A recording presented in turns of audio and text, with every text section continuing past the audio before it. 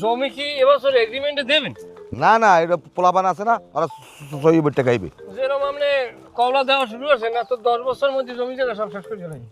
হে চিন্তা তোমার লাগবে না, আমি শহরে এখন বাসা বাড়ি করবো, ব্যবসা বাণিজ্য সব শহরে লই যাবো, কারণ আমি উপজেলা নির্বাচন করবো। আচ্ছা, একটা কথা একটু কইছেন আপনাকে। কি কথা কও? ওসমান নিয়ে কান্দা কাটি করে। হ্যাঁ কান দেখা কান্দা কাটি করে ওসমান নিয়ে কয় সবাই পায় 7 কেজি 8 কেজি চাউল, আমার বউ 20 কেজি পাই লেখা। আমি কই তোমরা পাইছো 20 কেজি খাইতে থাও। তা 20 কেজি পাইছে, পাইবে কা 20 কেজি? আমার পাইছে কইছি খাইতে থাও। এখন আমার লইয়ে সিরে সিরে না, আমার বউ পাইছে কা 20 কেজি, তোমরা আরে 20 কেজি চাউল দেছো কা। তা তুই কি কি কইছো? আমি কইছি চেয়ারম্যানে দেছে আমাকে আনে কি। তা তুই আমার কথা কইতে গেলি কা? আর সরকারের নাম কইলে তার আপনার জরুরত হয় না। আমি তো গরিব মানুষ, যারা করে বুঝাই যে চাউল দেন আপনি। তা আমার কথা কবি কা? তুই কই দি তোর কথা? আর আমি কি চাউল দিই?